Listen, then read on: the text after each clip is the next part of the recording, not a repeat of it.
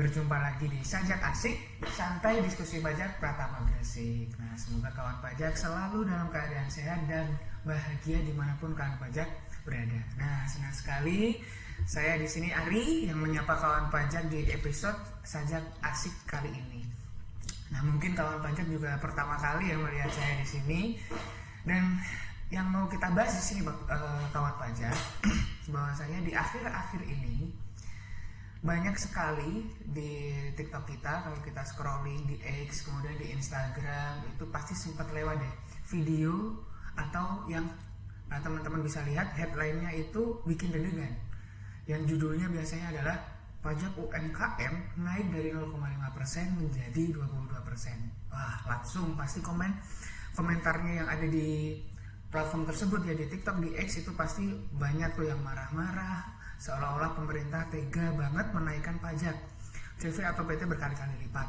Nah, daripada termakan hoax atau info yang setengah-setengah yang ada di platform-platform itu, nah hari ini kita akan bahas kawan pajak ya, apakah memang benar pajaknya naik segila itu, atau justru sebenarnya ada kabar bahagia atau berita bahagia yang mungkin bisa kita ambil di aturan terbaru itu, yang mana aturan itu adalah PP nomor 20 tahun 2026 yang mana baru terbit bulan April ya kayak. Nah, kebetulan di sini kita juga akan didampingi oleh narasumber kita. Mungkin kawan pajak juga baru lihat, ini fungsional penyuluh di KPB Pratama Gresik, namanya Kak Belisa. Oke, bagaimana Kak Belisa? Bagaimana kabarnya hari ini? Halo Kak Ari, halo juga kawan pajak. Kabarnya baik. Nah, di sini kita nanti akan bahas bareng-bareng ya ketentuan yang tadi udah disebutin sama Kak Ari nih, PP 20 tahun 2026. Nah, nanti kita luruskan nih apa yang kemarin kita lihat belok-belok tuh di medsos. Nanti kita bahas bareng-bareng di sini biar usaha kita makin lancar sesuai ketentuan. Oke, kalau gitu udah poin aja ya. Jadi kita langsung aja bahas. Karena di medsos sudah ramai sekali isu pajak naik dari 0,5% sampai 22%. Nah, sebenarnya Kak Belisa, di lapangan itu faktanya bagaimana? Mungkin bisa langsung dijelaskan di awal ini. Nah, sebenarnya kalau si yang kemarin dibahas nih di ketentuan terbaru itu bukan benar-benar hal yang baru. Jadi untuk wajib pajak pelaku usaha yang omsetnya masih di bawah 4,8 miliar dalam 1 tahun, atau biar gampang kita sebut UMKM, itu kan menyetor pajaknya sebesar 0,5 dari omset bruto tiap bulan nih. Nah, tarif 0,5 ini itu sebenarnya sudah diatur di ketentuan sebelumnya. Itu ada PP 55 tahun 2022, dan sebelumnya lagi yang paling awal itu ada PP 23 tahun 2018. Jadi dari ketentuan dulu-dulu itu udah diatur 0,5 dari omset. Nah, seperti itu. Tapi yang perlu digarisbawahi, tarif 0,5 ini itu sifatnya fasilitas Kak Ari. Jadi kawan pajak ini pada dasarnya ngitung pajaknya itu kan harusnya dari penghasilan bersih.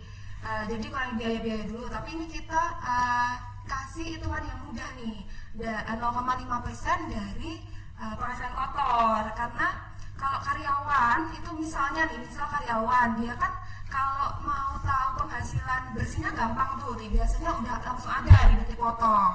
Nah, kalau misalnya usaha, si pelaku usaha ini biasanya dia untuk pembukuan itu aja dia kan nggak bikin. Pengeluaran, beban-beban nggak dicatat. Nah, jadi untuk tahu penghasilan bersihnya berapa itu kadang mereka juga kesulitan. Makanya ada sih fasilitas ini, yaitu ngitung pajaknya dipermudah, 0,5 dari omset atau penghasilan kotor. Paham. Jadi si pelaku usaha tersebut atau kawan pajak ya, itu tinggal ngitung ya, omset yang masuk berapa, langsung aja kita kalikan dengan tarif 0,5%. Jadi sebenarnya praktis banget gitu ya Kak ya. Itu harusnya itu ya praktis banget tadi, karena kan ya ngitungnya lebih mudah lah intinya. Tapi judulnya kan tadi fasilitas nih. Fasilitas pasti ada jangka waktunya dong. Nah, jadi ketika jangka waktunya ini sudah selesai, harapannya para pelaku usaha UMKM ini ya sudah naik kelas. Jadi dia nanti sudah familiar dengan pembukuan, bisa membuat pembukuan dan ngitung pajaknya ya berdasarkan penghasilan itu dikalikan tarif BPH. Bersih gitu ya. Jadi harapannya adalah kawan pajak sudah mulai mengerti nih, seharusnya menghitung pajak itu yang benar adalah dari penghasilan bersih gitu ya, yang mana omset tadi dikurangi biaya-biaya, ketemulah penghasilan bersih yang mana akan dikalikan oleh tarif umum gitu kan ya. Nah sekarang berbicara tentang jangka waktu Kak Belisa. Nah mungkin boleh nggak sih ditegaskan lagi di aturan lama itu sebenarnya berapa lama jangka waktu penggunaan fasilitas 0,5% ini? Nah kalau di ketentuan sebelumnya itu jangka waktunya itu kalau orang pribadi itu 7 tahun. Kalau badan itu ada 2 nih. Kalau badan bentuknya CV, PT perorangan atau koperasi, nah itu maksimal 4 tahun. Kalau badannya bentuknya PT itu maksimal 3 tahun. Nah ini dihitung dari kapan? Dihitung dari dia terdaftar. Kalau dia terdaftarnya setelah 2018. Tapi kalau terdaftar sebelum 2018 dihitung dari 2018 sejak pertama kali ketentuan ini berlaku tadi ya, PP 23 tahun 2018. Oke, berarti intinya kalau jangka waktunya sudah habis, otomatis mereka harus kembali ke jalan yang benar gitu ya kayak maksudnya. Jadi ya hitungannya mulai dari tahun 18 begitu. Nah, jadi setelah dia kembali ke jalan yang benar, artinya dia akan memakai ketentuan umum dari penghasilan itu yang tadi sudah kita bahas. Nah, karena menurut aturan tersebut kita berarti kita udah nggak bisa nih bandingkan tarif 0,5% dengan 22, karena angka 0,5% tadi, tarif 0,5% tadi itu dikalikannya omset kotor ya Kak, yang mana pasti akan jauh lebih besar ya daripada penghasilan bersih yang tarifnya adalah 22%. Jadi kalau kita garis bawahi kawan pajak, sebenarnya 0,5% itu kita kalikannya adalah omset kotor ya, semua yang masuk kita kalikan. Tapi untuk yang tarif 22% itu adalah untuk laba bersih, penghasilan netonya, yang mana biaya-biaya sudah dimasukkan semua menjadi penghasilan bersih. Jadi basis pengalinya itu juga sudah berbeda gitu ya Kak ya. Nah di sini kadang-kadang kita itu termakan apa yang kemarin ramai di medsos Kak. Jadi kayak hiperbola gitu apa yang disebutkan di media sosial ini kan. Nah contohnya nih biar kawan pajak semua kebayang, kalau orang pribadi dia itu ngitung pajaknya dari penghasilan bersih yang sudah dikurangi biaya-biaya semuanya, nanti dikurangi dulu sama penghasilan tidak kena pajak yang masing-masing orang itu berbeda ya. Penghasilan tidak kena pajaknya nanti di situ ketemu penghasilan kena pajak. Penghasilan kena pajak ini dikalikan tarif progresif kalau orang pribadi yang ada lapisan tarifnya itu bukan 22% ya.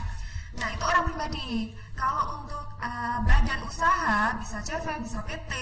Nah itu rumusnya omset kotor dikurangi dengan biaya operasional, nanti ketemu laba bersih. Nah laba bersih ini dikalikan dengan tarif umum badan yaitu 22%. Tapi kalau ada tapinya nih, kalau misalnya omsetnya masih di bawah 4,8 miliar, menurut pasal 31E Undang-Undang PPH, badan tersebut berhak untuk mendapatkan pengurangan tarif sebesar 50%. Jadi tarifnya bukan 20%, tapi 11% dari laba bersih KRI. Jadi isu yang bilang kalau tarif pajak naik 22% itu semua hoax ya. Nah, ini harusnya udah clear nih ya Kak ya, udah dijelaskan dengan sangat detail nih barusan dengan Kak Belisa ya. Udah dijelaskan banget mulai dari perhitungannya tadi orang pribadi bagaimana dan juga badan bagaimana, dan juga tadi udah dipertebal lagi tuh yang omset di bawah 4,8 miliar nggak serta-merta langsung dikalikan 22%, tapi ada pengurangan tarif sebesar 50%. Ini fasilitas juga ya Kak ya, yang mana bisa dipakai apabila omsetnya masih di bawah 4,8 miliar. Jadi tarifnya yang kalau kita hitung ya 22% kali 50% menjadi 11% dikalikan laba bersih. Oke. Nah jadi kawan pajak seharusnya udah nggak jadi panik-panik klub lagi ya. Kita udah jangan panik-panik klub lagi karena kita udah istilahnya sudah paham. Oke Kak Belisa, kita udah bicara tentang perhitungannya. Nah sekarang kita masuk lagi ke poin-poin di PP 20 tahun 2026 nih Kak, yang mungkin kita harus bahas juga di sini bahwasanya ini juga ada berita bahagia kawan pajaknya. Nah ini mungkin bisa dijelaskan lagi sama Kak Belisa, kabar bahagianya apa? Nah ini dia yang menjadi plot twist nih di PP 20 tahun 2026 ini. Ini mungkin harusnya jadi berita segar nih untuk teman-teman pelaku usaha UMKM kecil. Karena sebelumnya itu kan kalau untuk orang pribadi tadi itu 7 tahun. Yes. Nah, berita paling bahagianya di jangka waktunya ini untuk orang pribadi dan PT perorangan itu jangka waktunya selamanya. Jadi bisa dipakai sepanjang masih memenuhi ketentuan ya, masih bisa pakai terus. Jadi 7 tahun lewat pun masih bisa dipakai. Jadi untuk orang pribadi yang tadinya 4 tahun, PT perorangan yang tadinya 4 tahun itu di aturan ini sudah tidak berlaku lagi. Jadi ya sepanjang masih memenuhi ketentuan UMKM yang tadi omsetnya di bawah 4,8 miliar itu masih bisa memanfaatkan si ketentuan di PP 20. Nah, ini harusnya kawan pajak udah bersyukur ya, karena yang tadinya 7 tahun. Karena kalau kita hitung ya Kak ya, 2018 itu 7 tahunnya harusnya udah berhenti tahun lalu kan gitu. Iya, betul. Tahun ini udah harus pakai ketentuan umum kan begitu. Tapi karena adanya PP 20 ini, kawan pajak bisa pakai yang usahawan ya tentunya, yang omset di bawah 4,6 bisa pakai tarif 0,5% terus begitu kan, sampai ya kalau udah naik gitu omsetnya udah di atas 4,8 gitu. Oke, nah orang pribadi udah tadi Kak berarti sempat bahas yang koperasi ya Kak ya. Nah, itu gimana tuh?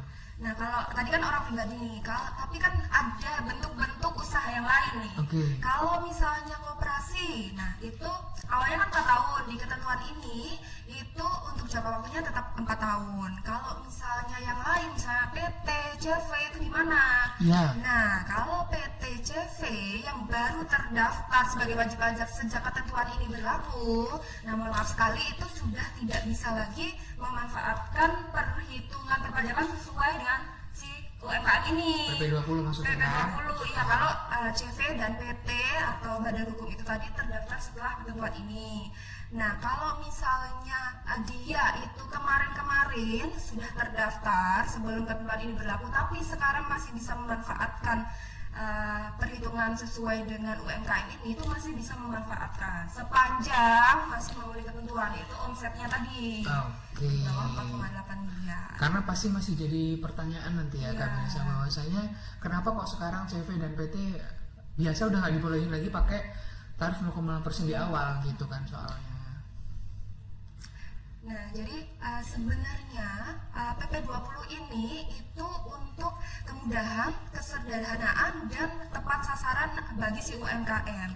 Karena khususnya pelaku usaha orang pribadi yang memang dia itu kan sebenarnya belum familiar nih sama akuntansi atau pembukuan. Berarti kan di sasarannya ya, berarti Iya, harus fokusnya di sasaran gitu ya. betul. Nah, sedangkan kalau CV, PT dia kan udah berbadan hukum. Yes. Nah, menurut regulasi di Indonesia saja, ketika badan itu berdiri dia harusnya sudah menyelenggarakan pembukuan. Pembukuan. Makanya sejak awal berdiri tadi ya harusnya dia menyelenggarakan pembukuan kan. Kapasitasnya kalau kita udah siap bikin CV PT harusnya kita udah siap juga ya, Iya, untuk betul. pembukuannya gitu lah ya. Betul. Nah, makanya kapasitas mereka dianggap itu sudah mampu, jadi diarahkan untuk langsung menggunakan tarif umum. Nah, jadi aturan baru ini sebenarnya membuat wajib pajak itu lebih mendapatkan kepastian hukum. Jadi mengenai jangka waktu tadi dan juga bagi memang tepat sasaran ke si pelaku usaha yang UMKM kecil. Oke, jadi udah clear gitu. Ibaratkan sasarannya itu dikelirkan di sini. Kalau dulu kan CVPT masih bisa pakai 0,5%, kemudian nanti yang OP juga masih bergantung pakai PP yang lama yang mana 7 tahun itu. Nah, sekarang udah clear semua kawan pajak. Untuk orang pribadi udah clear, untuk selamanya CVPT udah nggak bisa, koperasi bisa tapi 4 tahun. Oke. Jadi udah clear di sini. Nah, ngomongin tentang batasan omset 4,8 MK. Nah, di PP yang baru ini gimana sih cara nentuin? Karena mungkin kawan-kawan juga bingung juga ya, bagaimana menentuin atau menentukan atau menghitung total peredaran buku tersebut. Kan ini kan penggabungan gitu katanya tadi ya. Jadi mulai dari orang pribadi kalau punya PT perseorangan atau istrinya yang usaha juga, itu bagaimana tuh cara menghitungnya? Ini harus diperhatikan baik-baik ya kawan pajaknya. Jadi jangan sampai salah hitung. Peredaran bruto yang dihitung sebagai batasan 4,8 miliar ini itu adalah jumlah keseluruhan usaha ditambah jasa sehubungan dengan pekerjaan bebas Yes. dalam jangka waktu 1 tahun sebelum tahun pajak yang bersangkutan. Nah, ini juga termasuk kalau misalnya kita punya omset dari pajak final atau non final atau bahkan kalau ada penghasilan dari luar negeri itu masuk dihitung juga. Nah, jadi aturan tadi juga disinggung kalau istrinya gimana. Nah, sepanjang dia ini katakanlah istrinya atau ada seluruh PT-PT perorangan di bawahnya itu nanti masuk dalam perhitungan juga untuk menentukan si 4,8 miliar tadi. Oke, berarti bisa nih kalau mungkin akan saya bikin contoh gitu ya kan pajak ya. Jadi kalau misalkan nih seorang suami punya toko, nah itu omsetnya 1M gitu ya Kak. Kemudian suami ini juga mempunyai PT perorangan yang mana omsetnya 2M. Oke, punya omset sendiri dan punya PT perorangan 1 dan 2. Kemudian istrinya punya usaha juga, misalkan online shop mungkin atau jualan begitu, yang mana omsetnya 1M nih. Nah, ternyata istrinya juga punya PT seorangan yang mana omsetnya 2M juga. Jadi masing-masing dari suami dan istri kalau di total adalah 6M. Betul ya? Betul. Ini contohnya gitu. Jadi totalnya adalah 6M. Maka ini sudah di atas 4,8 miliar kan Kak. Nah, jadi sudah tidak bisa lagi menggunakan fasilitas 0,5% gitu mungkin kan pajak ya, gitu ya? Betul Kak Melisa ya. Nah, jadi karena dia sudah di total lebih dari 4,8M, dia sudah tidak bisa lagi kawan pajak ya menggunakan fasilitas tarif 0,5% tadi, karena ketika semua digabungkan dia sudah melebihi batas PP nomor 20 tahun 2026 ini yang mana dia di angka 4,8M gitu ya Kak Melisa ya. Nah, terus kemudian Kak, yang contoh saya bikin itu kan kita tadi baru ngomongin usahanya. Nah, kemudian pertanyaan saya adalah apakah semua penghasilan itu yang tadi istilahnya penghasilan dari usaha. Nah, selain usaha bagaimana tuh? Maksudnya total penghasilan kita kan nggak semuanya dari usaha. Misalkan saya udah punya usaha dan saya kerja di tempat lain. Apakah semua itu bisa ditotal juga? Nah, kalau jadi itu kan tadi kalau misalnya kita dapat penghasilan itu untuk base kita ngitungnya batasan kita. Nah, tapi nggak semua penghasilan tersebut bisa pakai tarif 0,5. Jadi sesuai pasal 56 ayat 3 di PP 20 tahun 2006-nya itu dibilang kalau hanya penghasilan dari usaha yang bisa dihitung pakai 0,5%-nya. Jadi ada penghasilan yang nggak termasuk nih, itu apa aja? Misalnya penghasilan orang pribadi sehubungan dengan jasa pekerjaan bebas, misalnya dokter, konsultan pajak, atau misalnya arsitek, pengacara dan lain-lain. Nah, itu pekerjaan bebas. Yang kedua, misalnya punya penghasilan dari luar negeri yang pajaknya juga udah dipotong di sana. Nah, itu juga nggak bisa. Yang ketiga, itu ada penghasilan yang sudah dikenai PPh final berdasarkan ketentuan tersendiri. Misalnya sewa tanah, kan PPh pasal 4 ayat 2. Nah, yang terakhir itu penghasilan yang memang dia dikecualikan dari objek pajak. Gitu. Oke, berarti dengan kata lain yang dia orang pribadi punya profesi, katakanlah misal konsultan pajak gitu ya, dan dia punya penghasilan 1M. Nah, berarti dia istilahnya tidak dikategorikan usaha ya Kak ya. Dan kemudian nih, selain dia punya pekerjaan konsultan, dia juga misalkan jual tanah warisan misalkan 500 juta. Dan dia juga punya usaha sampingan minimarket dan lain-lain 600 juta. Berarti kita harus pilih-pilih dulu ya. Iya, harus kita pilih. Ini kan contohnya tadi kan saya ada 3 penghasilan, yang satu dari konsultan, satu jual tanah, dan satu dari usaha gitu ya. Nah, ini contoh yang lain misalkan. Berarti kalau dipilah-pilah, bener nggak kalau misalkan saya bilang pekerjaan bebas bagi konsultan dia nggak bisa pakai PP 20? Betul. Kemudian jual tanahnya dia juga nggak bisa pakai PP 20? Betul ya. Nah, baru yang dari usaha tadi minimarket 600 juta boleh pakai tarif PP 20, betul? Oke, berarti sudah clear kawan pajak. Kita harus pilah-pilah dulu penghasilan yang kita dapat, nggak serta-merta. Kalau tadi kita contoh pertamanya saya contohkan semuanya dari usaha digabung 6M itu bisa nggak? Bisa kalau di bawah 4,8. Tapi kalau dia penghasilannya sendiri-sendiri, pekerjaannya beda-beda, dapatnya beda-beda, itu harus kita pilih-pilih juga. Oke, sekarang ngomongin tentang penghasilan tadi Kak Melisa. Kalau dulu itu kan penghasilan 500 juta baru dikenakan pajak 0,5% ya UMKM tersebut gitu. Nah, anyway kalau di aturan sekarang sama apa enggak? Nah, itu kawan pajak tidak perlu khawatir karena batasan yang 500 juta ini untuk orang pribadi ya, itu masih tetap berlaku Kak. Jadi sekarang kalau misalnya omsetnya masih di bawah 500 atau 400 juta nih, itu masih tetap belum kena PPh finalnya gitu. Berarti tetap ya? Tetap masih masih dilihat nih. Jadi kan pajak tenang aja. Mungkin yang UMKM yang omsetnya masih di bawah 500 juga masih bisa bernafas lega ya. Iya, Tapi kita tentunya doanya omsetnya harus di atas 500 juta gitu ya. Jadi nggak apa-apa bayar, yang penting omsetnya naikkan gitu ya kan pajaknya. Intinya begitu. Nah, terakhir nih Kak Belisa, tadi kita udah singgung juga PP20 itu kan barusan terbit gitu. Iya. Nah, karena dia barusan terbit, berarti mulai berlakunya kapan Kak? Nah, ketentuan perpajakan ini itu mulai berlaku sejak dia diundangkan. Diundangkannya itu tanggal 22 April 2026 kemarin. Jadi sekarang sudah berlaku Kak. Oke, berarti dari sekarang sudah mulai berlaku kawan pajak. Jadi udah gak ada yang bingung lagi, Mas aku mau mastiin misalkan mau datang dia kan dan lain-lain, dia mau mastiin aku masih bayar nggak, aku masih bisa pakai nggak, berarti jawabannya adalah bisa gitu. Nah, alhamdulillah kawan pajak, berarti udah terang benderang sekarang ya. Melalui yang kita bahas dari tadi, kesimpulannya insya Allah sudah jelas ya. Berita yang bilang bahwasanya pajak UMKM ini mencekik leher, naik dari 0,5% jadi 22% adalah hoax gitu ya. Oke, justru malah dari PP 20 tahun 2026 ini untuk orang pribadi fasilitasnya itu dapat kartu merah nih kalau bisa saya bilang ya. Karena apa? Karena udah nggak ada batasan lagi 7 tahun tapi bisa dipakai selamanya.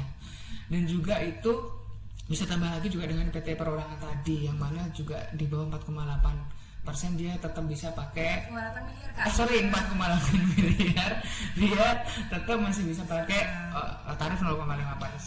Oke, terima kasih banyak Kak Belisa ya sudah menemani saya mungkin atau menemani kawan pajak semua di sajak asik kali ini ya kan.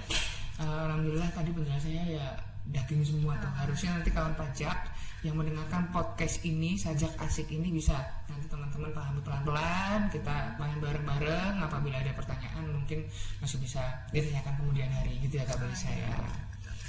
Nah, ini kalau misalnya tadi nambahin ya Kak Muslim ya. Kak Ali. Boleh, Muslim boleh. Kalau misalnya kawan pajak masih ada pertanyaan itu masih bisa konsultasi di layanan helpdesk KPP Pratama Gresik. Itu bisa kunjungi aja di Linktree _pajak Gresik. Atau kalau misalnya nggak puas nih nanya-nanya lewat WA, itu juga bisa datang ke KPP Pratama Gresik, ada helpdesk konsultasi, nanti bertemu dengan kita.